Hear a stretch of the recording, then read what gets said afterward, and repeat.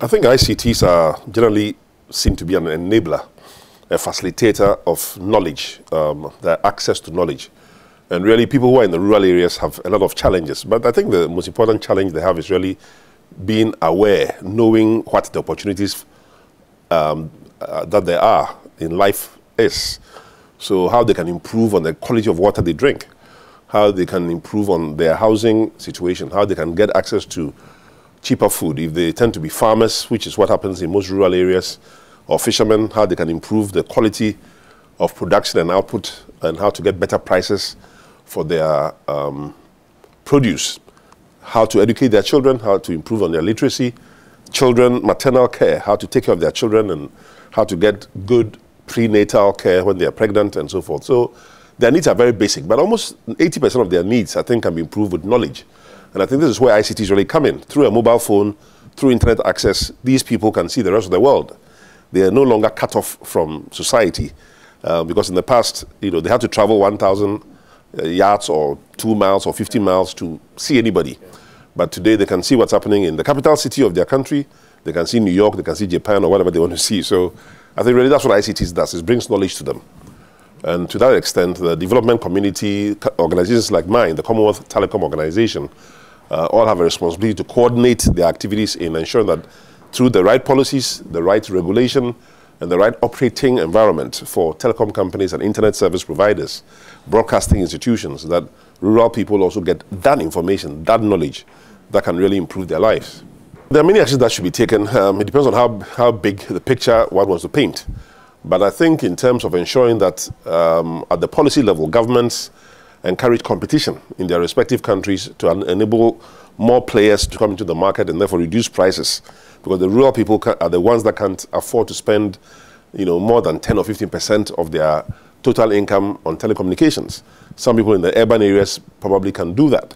So reducing prices for rural people is important. Bringing infrastructure and services that rural people can also use is very important. Ensuring that the services have the local content. Because in many parts of the world, rural people are illiterate, cannot read or write in the foreign languages like English or French. They only read or they can only hear and understand in their own local languages, in Zambia or in Gambia or in Pakistan, in India, etc. So it's important that rural communications is as much local content driven as possible. But that means that, again, governments have a role to play, the international community has a role to play, the operating companies, telephone companies, internet service providers all have a role to play, and financial institutions that can also provide the funding to enable the infrastructure to be built, to allow the operating companies to be resourced and to expand and roll out more quickly. All these institutions have a lot to do. So we at the Commonwealth Telecom Organization encourage and promote the concept of public-private people's partnership, 4 Ps, not 3, because we consider the people, the beneficiaries, as the most important group in that whole continuum. And if the donor community and the financial institutions and governments listen to the people to find out what the people really need, and also include the people in the planning of the projects, make them co-partners, sometimes even co-investors. Because rural people are not necessarily poor people. Some are poor, but many of our rural areas are actually where you get the mining companies, the forest and logging companies, the quarrying, some of the best agriculture, some of the best fishing. So there's natural resources and a lot of potential wealth in the rural areas. Some rural areas have oil resources, phosphate, etc. So if we bring these rural people into the picture and involve them and ensure that they are co-partners and sometimes co-investors and certainly co-managers as entrepreneurs of their own rural ICT infrastructure, that is what ensures the sustainability of the projects over a longer term. So they don't look as if they are government projects that have been put into the rural area and the government officials will draw to the urban areas and the rural people don't know what is going on. But the rural people are part of the process right from the word go. Then they take ownership. They take interest in the project and they ensure that these projects actually have a long life and become more sustainable and more relevant to their own needs. Yes, telecom regulation has already been playing a vital role because it's the telecom regulators who offer the licenses for the operating companies to come in. They offer the frequencies, and now there are a lot of other frequencies, especially in the 400 megahertz band, which can be used more for rural applications than for other services. Regulators have everything to do with the quality of service, They also are the ones who establish the benchmarks and the timetables for the deliverables of the operating companies. So they can put pressure on the operating companies either by incentives or even by penalties to move into the rural areas. They are the same people who also establish the universal service funds, where they levy 1 or 2, 3% on the resources of the operating companies' annual turnover, which is to be used to subsidize rural penetration.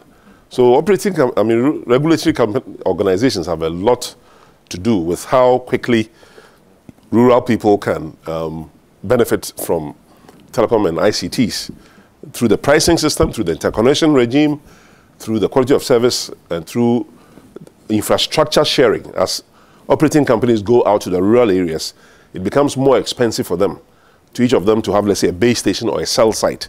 But the regulator can encourage them or even enforce on them to own these base stations or cell sites together. Because a base station or a cell site, depending on the size and the structure, can cost anywhere from $100,000 to $300,000. And if you have 3 companies that all set up $300,000 base stations instead of one, but if they set up one, they reduce the capital cost, and therefore the prices also can be reasonable to those who are going to use it. So these are all things that regulators can do to improve rural communications and the livelihoods of poor people in the rural areas. Well, I'm certainly heartened by the fact that the conference demonstrates that the international development partnership community is still interested and is still committed to supporting ICTs and telecoms, especially with regards to rural communications. My organization, the CTO, has actually come to specialize in rural communications over the last 5 or 6 years. We've organized rural communications conferences throughout Africa and in Asia every year. And we also have the Commonwealth African Rural Connectivity Initiative, a whole report of 300 pages where we researched the 18 African Commonwealth countries and also researched the experiences of 5 non-African Commonwealth countries, being the United States, Canada, India, Australia, and Malaysia. And through the examples those countries have enjoyed and endured, we've brought around some suggestions and some recommendations on how African countries in particular could benefit from the experiences of others. So what this conference really tells us and tells me is that there is still donor or development partner interest in the role of ICTs for growth and for development, and that there's commitment, and it's a matter of now of coordination, better use of the knowledge that exists in the different pockets of the international community, better engagement with governments, and going below the governments at the capital city to federal or state level governments and local governments in many of the countries, and then to the traditional rulers who are recognized by the rural people as their leaders. In most parts of Africa, we have traditional chiefs, traditional kingdoms. They are the real rulers of the people at the local level. They are non-governmental organizations, community-based organizations, civic society bodies, which are all working in the rural areas, religious organizations, the Catholic Church, evangelical societies, trade unions, market women. These are the critical building blocks of rural livelihood improvement. So if the international community can engage with all those players and develop these public-private people's partnerships with the emphasis on the P, the last P, the people, I think we shall make a lot of headway. Let's remember the people. It's all about people when we get to the rural areas. It's not about donors. It's not about governments. It's not about regulators. It's not about telecom companies. It's about the rural people, the people. Let's remember them.